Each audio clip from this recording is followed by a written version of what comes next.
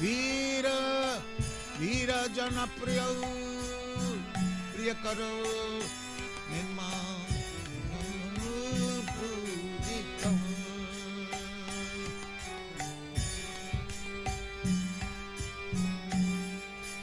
Sri Chaitanya Kripa Bharau,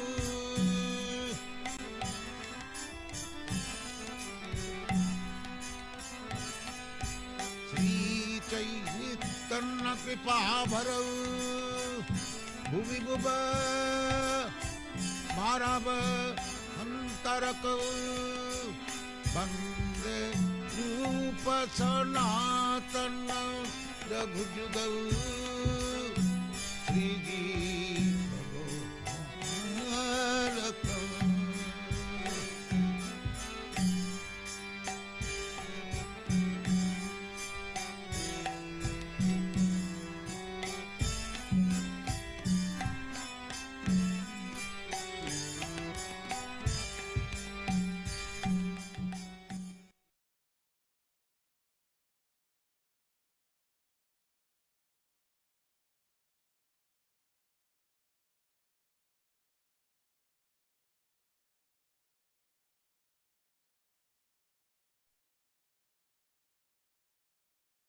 Hare Krishna, dear devotees. We wholeheartedly welcome everyone to ISKCON of Richmond's Saturday Virtual Sangha. We are very, very grateful that all of you have joined us as we celebrated Sri Gaur Purnima last week. And now we are moving towards another beautiful festival, which is Sri Ram Navami. So we are initiating a beautiful series on Sri Ramayan, which is the heroes of Ramayan. So today is the first session, and we are very, very fortunate and blessed that His Grace Gauranga Darshan Prabhu from GEV is here for the first time on our yatra. We are very, very grateful to Prabhuji. So we are sure that most of us are aware of who His Grace Gauranga Darshan Prabhu is. But just in case, and also for our purification, we'd like to give a brief introduction about His Grace Gauranga Darshan Prabhu. His Grace Gauranga Darshan Prabhu is a senior disciple of Param Pujnya Pachla Radhanath Swami Maharaj. Prabhu is a resident of GEV, Govardhan Eco Village in India, close to Mumbai. And he is actually the dean of Bhaktivedanta Vidyapith, the educational college, spiritual education college over there. Prabhu is serving as the dean. And Prabhu is a very well-known, renowned author and speaker on spiritual text. Prabhu has written almost 20 books, which includes this famous Subodhini series, on Srimad Bhagavatam, Chaitanya Charitamrita, even Bhagavad Gita, and other scriptures. And also he's the author of many wonderful books for kids. And Prabhu is very, very much loved and well known for his wonderful, deep spiritual talks, Shastric talks. He's Shastric advisor. He's also on the board of examination, ISKCON board of examination. He's a member of that. And, so many wonderful service. Prabhu travels, different parts of India and different parts of the world to give talks and enlightening so many wonderful souls all over the world. So, without any further ado, we would request His Grace Gauranga Darshan Prabhu to take over and initiate this series on the heroes of Ramayan. And today is the first part on Sri Hanumanji. So thank you very, very much. Gauranga Darshan Prabhu, are you? Oh, Jai. Pranam Prabhu. Thank you very much for. Hare Krishna. Thank you so much, Divyanam Prabhu, for having me with your wonderful association of devotees. We'll begin. Om Namo Bhagavate Vasudevaya Om Namo Bhagavate Vasudevaya. Om Namo Bhagavate Vasudevaya. Om Ajnanatimirandhasya Jnananjanashalakaya Chakshurunmilitam Yena Tasmai Shri Gurave Namaha. Namo Om Vishnupadaya Krishna Presthaya Bhutale Srimate Bhaktivedanta Swamin iti namine. Namaste Saraswati Deve Gauravani Pracharine Nirvishesha Sunyavadi Paschatya Deshatarine. Jai Shri Krishna Chaitanya Prabhu Nityananda Shri Advaita Gadadhara Shri Vasadi Gaura Bhakta Vrinda. Hare Krishna Krishna Krishna Hare Hare Hare Rama Rama Rama Hare Hare. Hare Krishna. My humble obeisances to all the devotees who have assembled for this session.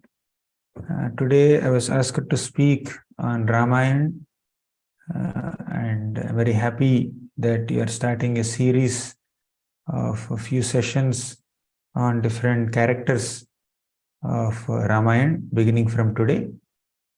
And it's always a great source of inspiration for all of us to discuss Harikatha based on the scriptures.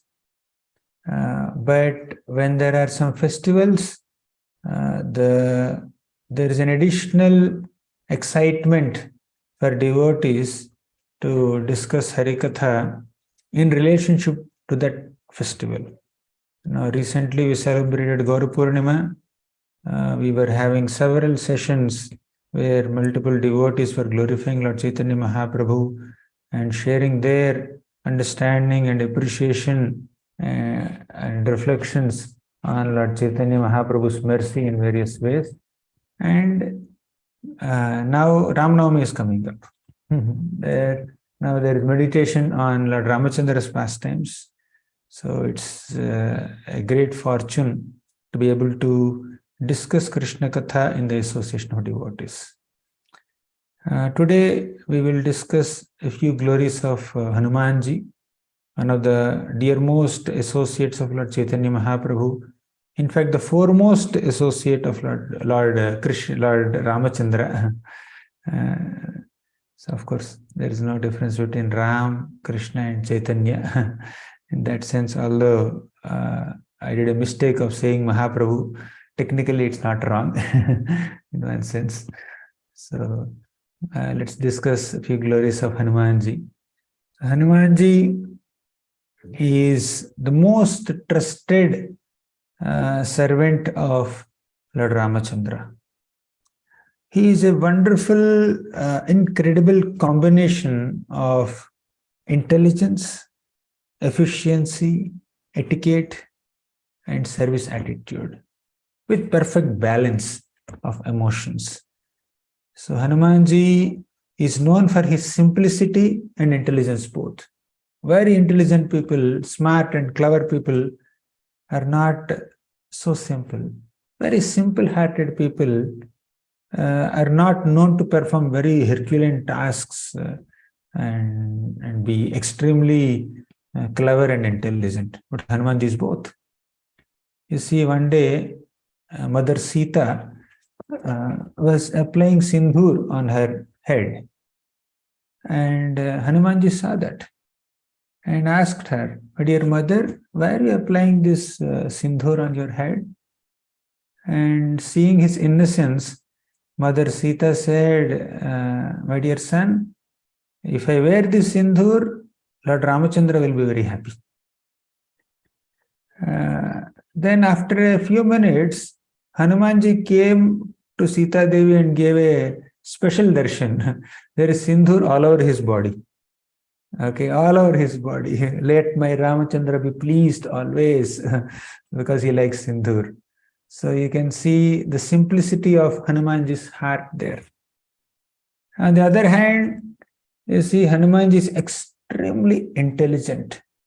Just by seeing the face of a person, he can understand how genuine is the person and how crooked is the person. When Vibhishan came to take shelter of Lord Ramachandra, all the monkeys, all the Vanara heroes were observing Vibhishan. Vibhishan came with just some 4 associates. He just had a dispute with Ravana, his brother. Ravana is so adamant, he was not at all in a mood to give Sita back to Lord Ramachandra. So Vibhishan repeatedly advised him, but seeing that this Ravana is extremely adamant, Vibhishan just left him and then came to take shelter of Lord Ramachandra, make friendship with Lord Ram. Then all the Vanara soldiers saw Vibhishan and said that we should not accept him. The king of all the Vanara, Sugriva, said personally that Vibhishan is not trustworthy, because Vibhishan is after all from a Rakshasa dynasty. Directly he is the brother of Ravana, and maybe he is coming to us to make friendship with us just before the war, so that he can understand our military secrets and then secretly send a message to Ravana. Who knows his intentions? So let's not accept him as our friend. Forget accepting him as a friend. I propose that we kill him right now. There's nothing wrong in killing a Rakshasa.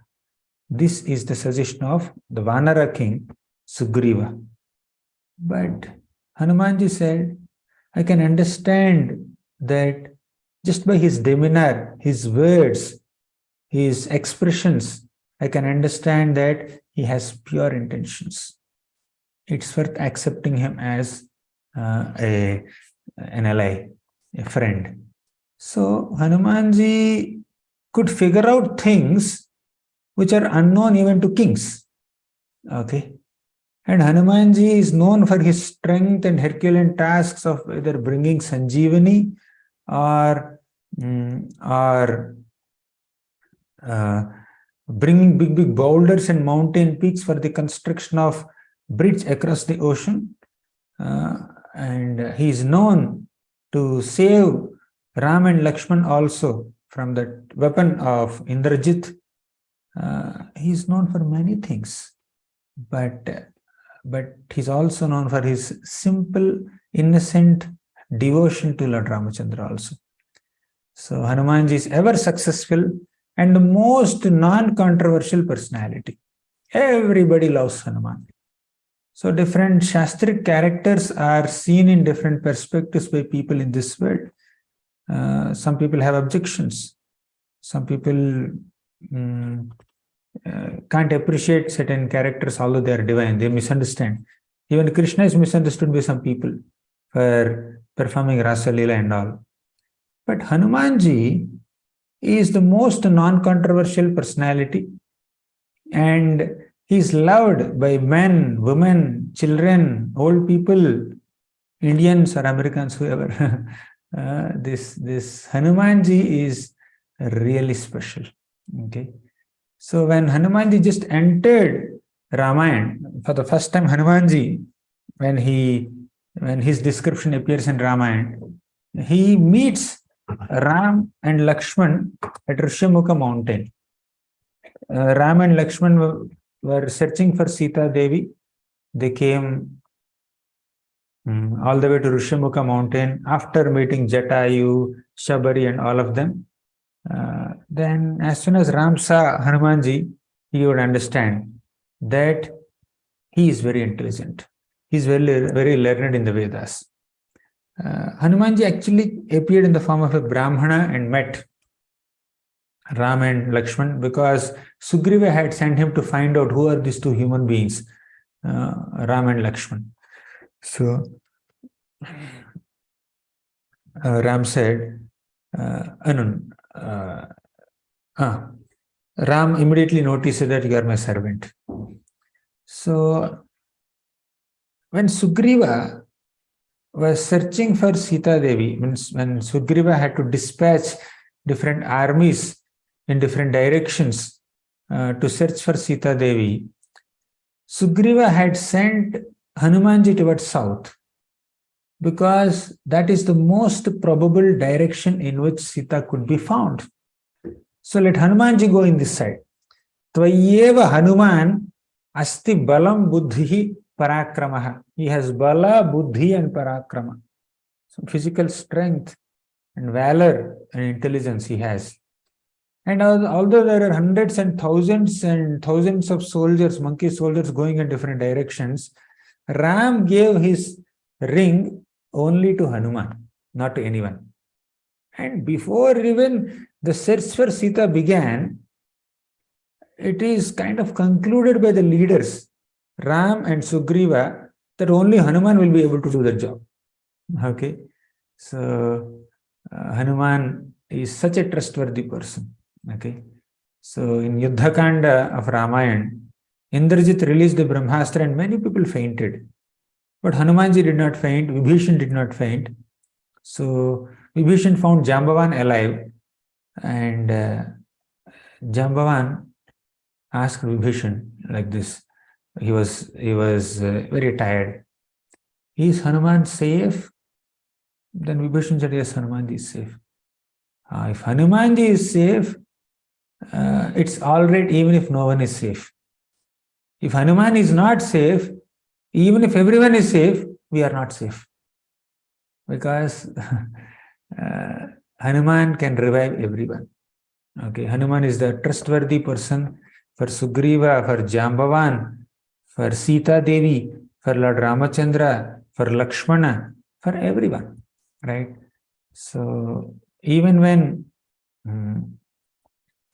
all the Vanaras came to Ayodhya after rescuing Sita Devi, Ram asked Hanuman, Hanumanji, you have done tremendous amount of service to me. What do you want?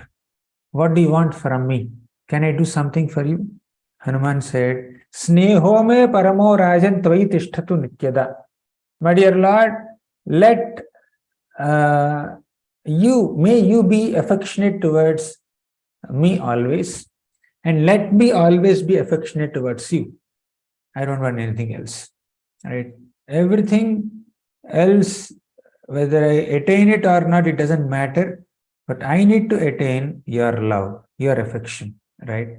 So Ram said, Yavat Rama Kathe Veera Charishyati Mahitale Tavat Sharire Vasyanti Prana Mama Nasamshayaha.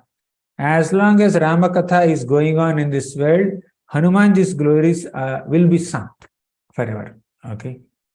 So now Hanumanji, his heroism is seen in Sundarakanda section of Valmiki Ramayana more than any other place. So Ramayana has multiple parts. First is Balakanda, then Ayodhya Kanda, Aranya Kanda, Kishkinda Kanda. In the first four Kandas, in the first three Kandas, Hanumanji's mention is not very much there. Then in Kishkinda Kanda, just Hanumanji just enters. And after that, Sundarakanda, Yuddha Kanda. Now, out of all these sections, Sundarakanda is seen as the most beautiful part of entire Ramayana. The name itself says it is Sundarakanda. Okay. And in that Sundarakanda, the hero is Hanuman. Ram took a low profile. Although it's the most beautiful episode of Ramayana, Ram took a back seat and allowed Hanumanji to flourish. Hanuman, may you be glorious. May you be the king of the hero of this episode, this section. So in Sundarakanda, Ram's role is very minimal. It's all Hanumanji only. Okay, jumping across Lanka ocean, fighting with the demons and burning Lanka. So it's all Hanumanji. Some people say, what is Sundarakanda? What is so Sundar about Sundarakanda? Because Ram is lamenting in separation from Sita. Sita is lamenting in separation from Ram. And all the monkey soldiers, they were lamenting on the shore of the ocean. Okay, somehow Hanumanji just jumped across the ocean and gave hope to all of them. So all scenes in Sundarakanda are hope-giving. Although it begins with a hopeless situation, but it is Hanuman who brought hope in the hopeless situation in the beginning of Sundarakanda. Sundare Sundaro Ramaha, Sundare Sundari Katha, Sundare Sundari Sita, Sundare Sundaram Vanam, Sundare Sundaram Kavyam, Sundare Sundaraha Kapihi, Sundare Sundaram Mantram, Sundare Kimna Sundaram. Many people say, what is so Sundar about Sundarakanda? Ram is Sundar, Sita is Sundari. This Ashok one is very beautiful, but it's destroyed, its beauty is destroyed. Sundare Sundaraha Kapihi, Hanumanji is so beautiful. Sundare Kimna Sundaram, what is not beautiful in Sundarakanda? Mainly the hope that Hanumanji brings about in the hearts of everyone. He gives hope to Ram at the end, he gives hope to Vanaras at the beginning, he gives hope to Sita in the middle, and he destroys the hopes of all the Rakshasas. Right? So this is the Sundarakanda, where Hanumanji is the hero who brings the story from tragedy to hope. So, in the beginning of Sundarakanda, Hanumanji jumps across the Lanka ocean. Okay. So, till then, all the Vanaras were thinking that who will cross this ocean? Sampati told that Sita is there on the other side. But who has the ability? Some Vanaras were saying that we'll jump 10 yojanas. I can jump 20 yojanas. I can jump 30 yojanas. They were just saying. So Angada said finally, I can jump 100 yojanas. 1 yojana is 8 miles. Means 800 miles they have to jump. Monkeys don't fly. Okay. They have to jump. One jump. Okay. So in one jump, Hanumanji has to go. Angada said, I can go, but I cannot come back. So Hanumanji was sitting silent. Who will go? Who will go? Then our Jambavan came there. Jambavan said, Hanuman, why are you silent? Get up. Only you have the ability to jump across the ocean. Then Hanumanji was reminded of his powers, and Hanumanji jumped across. So before jumping, Hanumanji made his body so big. Okay. Because Jambavan was acting like a guru and he empowered Hanumanji by appreciating him properly. Okay. Glorification and praise and appreciation empowers, strengthens and encourages. Fault finding disempowers, weakens our determination and discourages a person. And even if there are no faults, the faults will become true if a person speaks in a very discouraging tone. So therefore, it's very important that we, as much as possible, as much as practical, we try to speak on the positive side and try to appreciate the good side of others. Okay. Anyways, Hanumanji received that encouragement from Jambavan and he made his body so huge. Ramartham vanarartham cha chikirshan karmadushkaram samudrasya paramparam dushprapam praptumichhati. Ramarthan, for the sake of Lord Ramachandra. Vanararthancha, for the sake of all the Vanaras. Chikirsham karma dushkaram, I am going to perform an activity which is extremely difficult to perform. Samudrasya paramparam, I can easily cross this ocean. Dushprapam praptumichhati, I will attain the unattainable, difficult to attain. I will do the impossible. So Hanumanji said this. So Hanumanji boasted about himself. Hanumanji boasted about his powers. Yes, I can do it. I can do it. Why is he saying? Is Hanuman proud? Let's analyze. As the story proceeds in Sundarakanda, Hanumanji eventually meets Sita Devi. I'm not giving all Sundarakanda story now. Okay, it's a short session. So Hanumanji meets Sita Devi. And Sita Devi initially doubted, but later she trusted and they had a nice conversation. And at one point, Sita Devi said that Hanuman, you are very powerful. You have somehow crossed the ocean and you came here. Ram, Lakshman, Jambavan, Sugriva, Angada, Nala, Neela, whoever, other Vanaras, will they be able to cross this ocean like you did? Is it possible? What is hope for me to be rescued? Then to encourage Sita Devi, you know what Hanumanji said, my dear mother,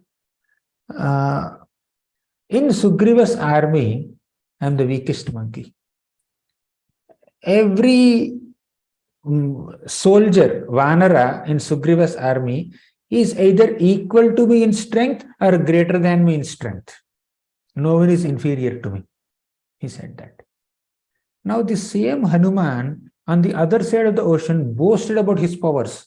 I can go to Kailash, I can just roam around, means circumambulate Mandara mountain, Meru mountain, I can destroy Lanka, I can burn Lanka, I can defeat Ravan. He was just boasting like anything on the other side of the ocean. But here, he's humbling himself. He's just saying that my dear mother, I am the most insignificant member of Sugriva's army. Who is sent as a messenger? The weakest people are sent as messenger. I didn't come here to fight. I came here to give a message.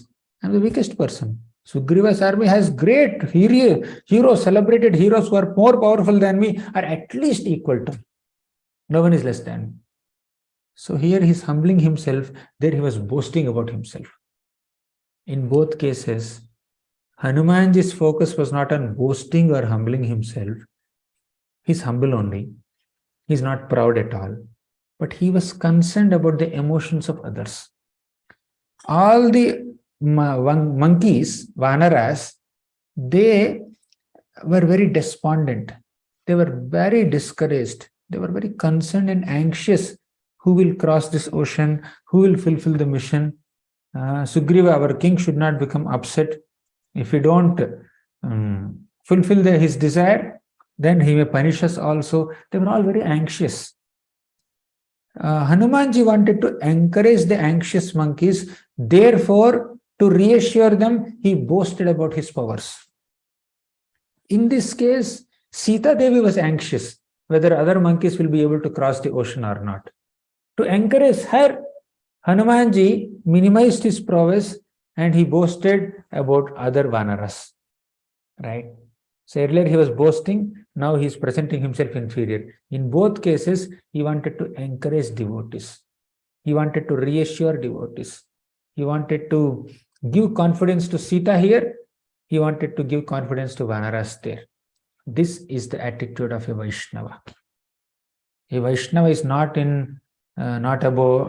so much into announcing one's own glories or minimizing oneself out of low self-esteem or lack of self-respect, etc., etc. All the modern terminology you can put there. Okay, so a Vaishnava doesn't have a sense of superiority complex or inferiority complex.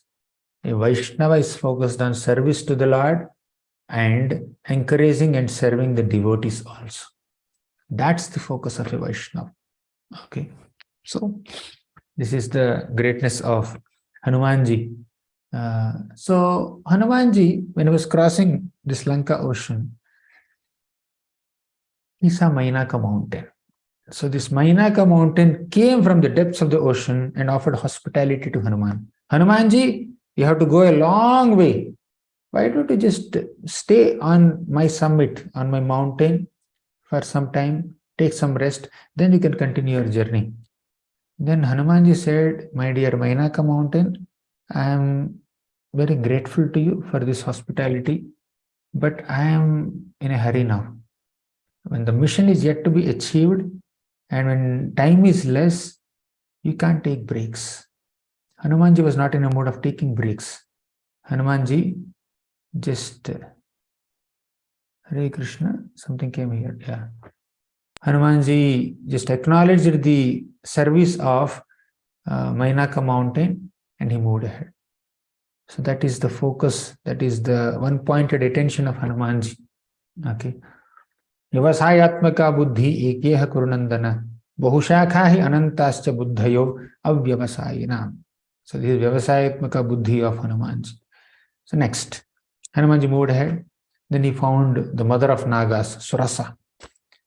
She opened her mouth wide to swallow Hanumanji, to kill Hanumanji, to eat Hanuman. You know what Hanuman said?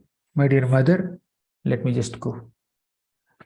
But Surasa said, Brahma has given me a boon. Whoever comes on my way should enter my mouth.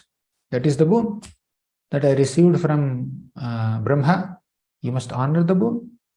But Hanuman said, oh, is it so? I must honor Brahma's boon. What you said is correct. But can you please give me some time? I am on my way to Lanka. I will go find Sita Devi, come back and give this message to Lord Ramachandra. Then I can enter your mouth. Till then, please wait. She said, am I so fool or stupid to believe that you will come back and enter my mouth? That too, you are a monkey. How can I believe your words?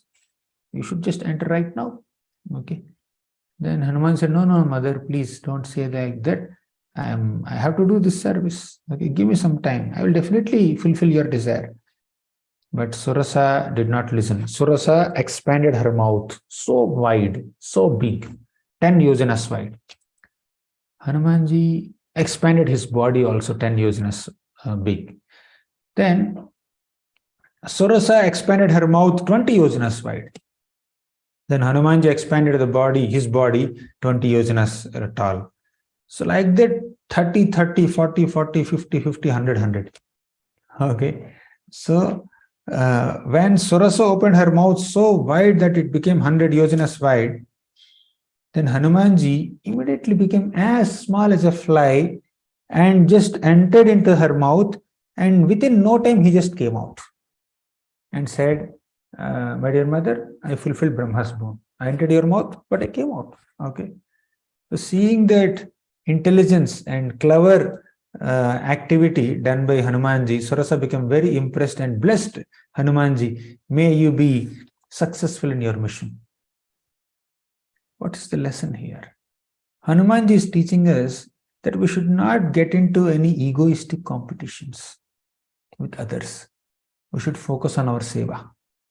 So let me focus on my service of searching Sita Devi. My job is not to prove my superiority over Surasa.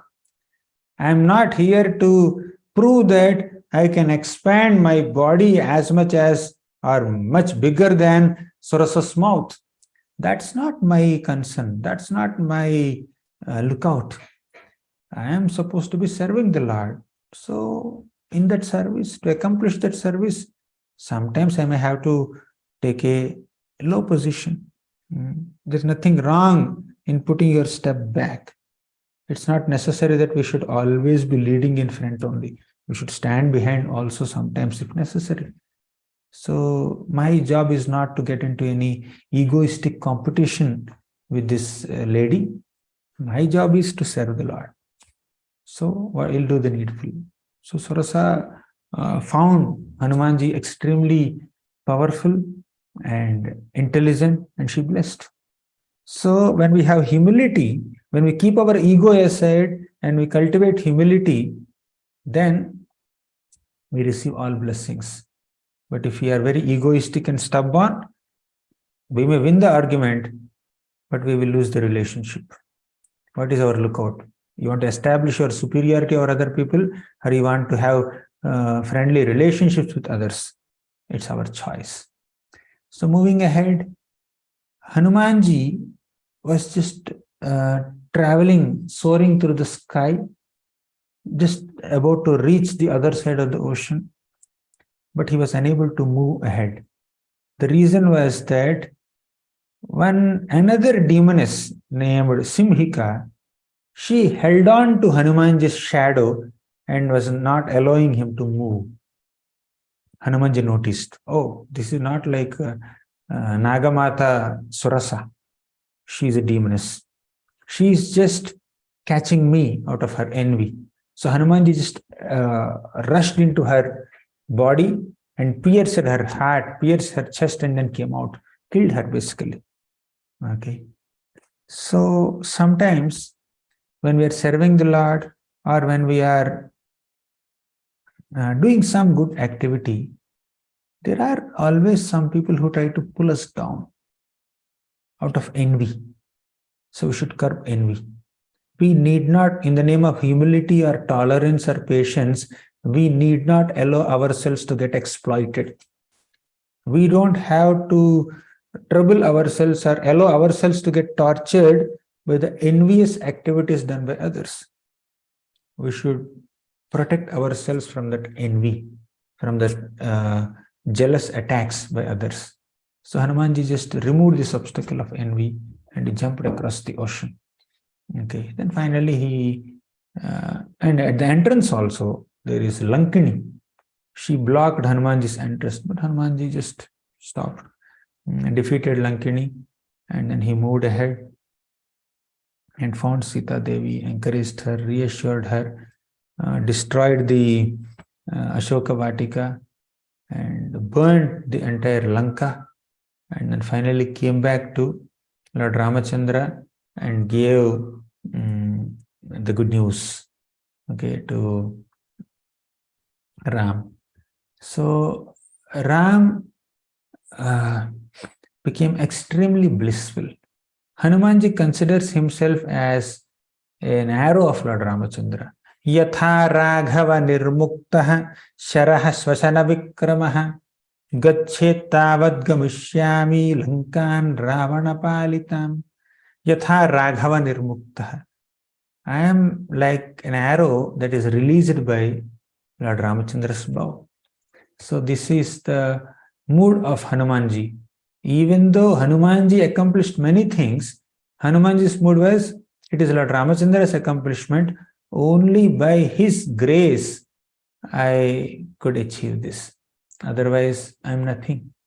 So Hanumanji is teaching us that we all should be in this consciousness of being a servant of Lord Ramachandra and our servant of Krishna or Vishnu or Narayana or Lord Chaitanya, whoever is your favorite deity. Okay, so we need to be servants of the Lord, and we need to consider ourselves as instruments in Lord's hands, not independent accomplishers, but instruments. So we are not meant to be in this accomplishment consciousness. We are supposed to be in instrument consciousness. So it is said that best servant is one who accomplishes more than the duty entrusted by the master. A mediocre servant is one who never attempts to do more than what master orders, although capable. A worst servant is one who does not even complete the job given by the master. Hanumanji is undoubtedly the best servant of Lord Ramachandra. Okay, so it's our great fortune that we are meditating on the glorious activities and qualities of Hanumanji. So let us offer this prayer to Lord Ramachandra and Hanuman to give us that necessary strength and determination and intelligence and devotion to serve the Lord to the best of our capacity and please Him. Thank you very much. Shri Hanuman Ji ki jai, Shri Ram Navami Maha Mahotsav ki jai. His Grace Gauranga Darshan Prabhu ki jai. Thank you so very much, Prabhuji, for this wonderful and just a short talk. You gave us so many beautiful pastimes, narrated these pastimes, and also gave us so many important lessons, so that we all can relate and meditate as this Sri Ram Navami is coming. So we are very, very grateful, Prabhuji. Thank you so very much. And I know it's getting a little late where you are in India, but see if anyone has any question or any, comments for last few minutes, and then we'll end there. Any questions from anyone?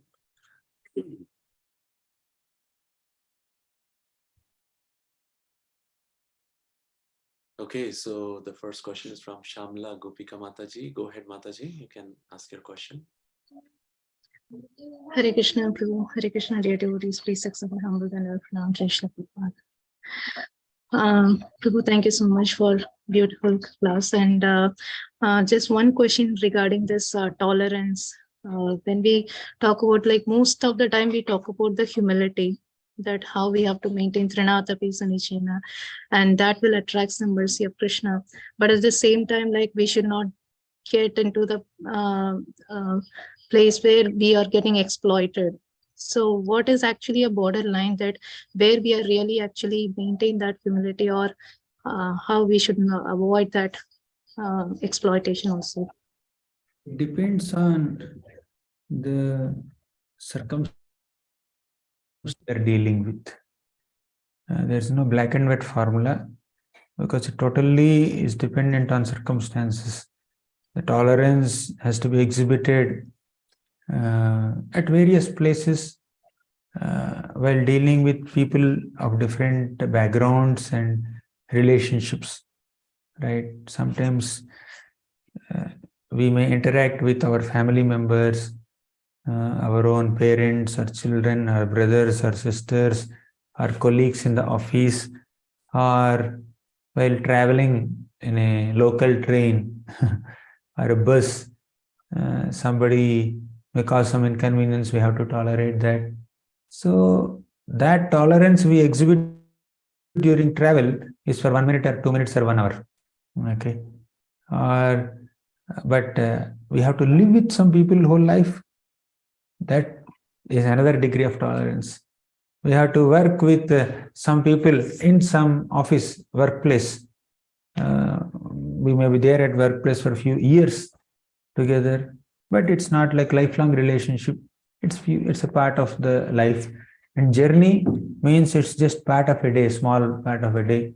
So depending on the situation, people, circumstances, our tolerance limits must be decided. So it's an individual's choice. Yeah, sorry, Prabhu. I was asking on the situation that, like, if suppose, like, if one in the family situation, like, if some are exposed, because this question came up from one of our members from the devotees. So they were asking that because of their family situation, like, they are going through so many challenges within the family situation. They have to face so many people, and they are not able to do their sadhana because of the family circumstances. So how, whether to tolerate or what to do? Again, we can't give a black and white answer.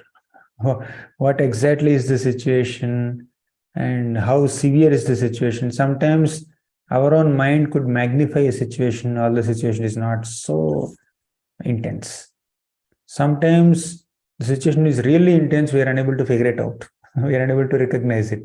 So it depends completely what is the nature. Sometimes even within a family also, there is a possibility that a lot of unfavorable glances or words from family members against our devotional path sometimes. But it can't be more than what Prahalad experienced. Okay. So Prahalad experienced so much of opposition from his own father, who went to the extent of killing him. So it can't be more than that. It can't be more than what Kunti Maharani experienced. She lost her husband. She lost her co-wife. So she alone, as a widowed woman with very young children, 3 of her children, 2 of her co-wife's children, total 5 children, she has to maintain in a palace, so-called palace, where the main king and other princes are constantly trying to kill her children, including herself. They were attempted to kill her also in the Lakshagraha. So all these great examples of our scriptures are instructing us that tolerance is mandatory in this material world, to survive in this material world. But we should not tolerate also when the adharma goes beyond limits. Arjuna said, I will not fight. I can go into the forest and live. I can beg and live. I don't want to fight with my own relatives. Krishna said, why are you tolerating their nonsense? You can't tolerate. Okay. Krishna only gave the lesson of tolerance. Matra sparshastu kaunteya sitoshna sukha dukkhadah agama payino nityah tamsti tikshasva bharata. Happiness and distress, all these are coming and going like summer and winter. Tolerate. He's giving the lesson of tolerance. But he's also pushing Arjuna, fight. Arjuna says, I'll tolerate their injustices. I'll not fight. Then Krishna said, don't tolerate their injustice. Tolerate separation from them. Okay? Arjuna is thinking that my grandfather will die, my teacher will die, my brothers will die, my fathers will die, my uncles will die. How will I live? Krishna said, tolerate separation from them. But don't tolerate their injustice. Don't tolerate the nonsense that they have done. So, even if they are relatives, even if they are family members, when adharma limits go beyond certain extent, we have to do the needful. What is that needful? Depends on circumstances. In Arjuna's case, it was fighting and killing them. And in our case, it could be just giving a caution note. Probably. Just being little strong in our words may be sufficient. Okay? We may not kill them. Okay? We may not throw arrows on them. But it may be sufficient. Just do the needful. Okay?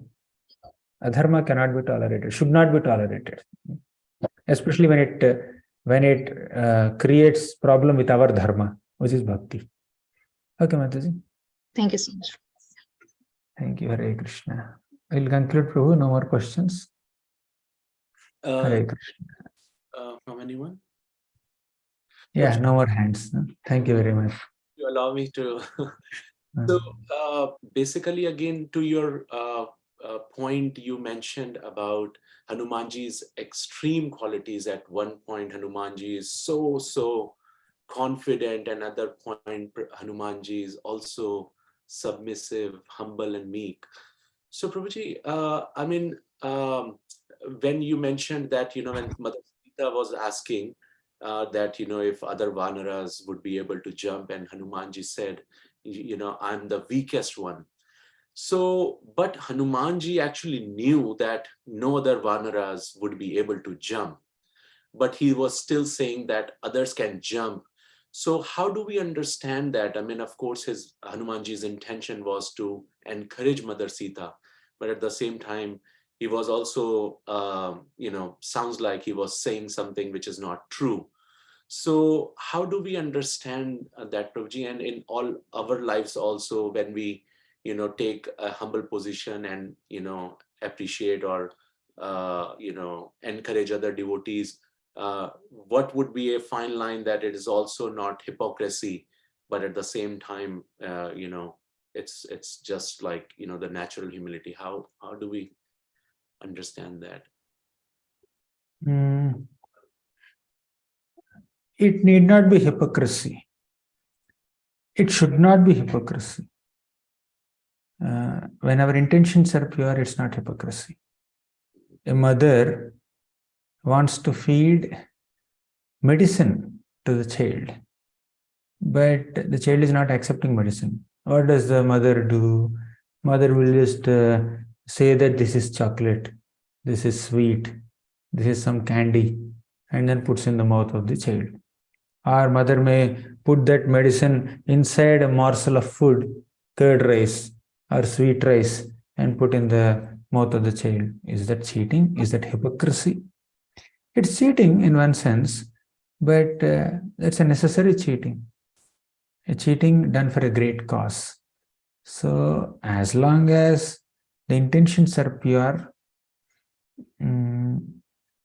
this kind of indirect ways of convincing people for their own welfare is not hypocrisy, is not cheating. So, but we need to be very honest with ourselves. So one simple formula that I can give is, Whenever you want to do something or you have to do something which is not very straightforward, go in front of the deities and express it. My dear Lord, Radharani, Krishna, Mahaprabhu, whoever is there on your altar, Gauranga, Jagannath Baldev, go in front of them and express. This is what is the straightforward path. And this is what I am having to do now because of the circumstances. This is my intention. Okay. So this devotee is not in a mood to accept if I say in this way. I am planning to say in this way. Okay. And this is my intention. When you start speaking to the deities, you can't speak lies. Right? So whatever traces of hypocrisy or duplicity are present there, they will just go away. They will filter. The deities will filter it. Okay. So, and the deities may reveal. No. Go the straightforward way only. Don't just take this other, don't change gears. Go in this way. Then do the needful. So, but sometimes we may imagine that deities have approved my hypocrisy. Then better go to a senior devotee, trustworthy devotee, who can maintain the confidentiality of the subject matter. At the same time, he is a well-wisher of yourself and the other person whom you are dealing with. Then he will give them good advice. Right? So most of the times, we should be able to figure out whether it is hypocrisy or genuine well-wishing intent. Then next option is take shelter of senior devotees and the deities. Okay. Thank you, Hare Krishna. Thank you so very much, Prabhuji. Wonderful, wonderful. We are again on behalf of all the devotees, we express our gratitude to you, Prabhuji, for coming to our yatra. Unfortunately, I know you are traveling next weekends. Otherwise, you would have had a chance to hear more. But once again, thank you very much. Thank you, Hare Krishna. Thank you all.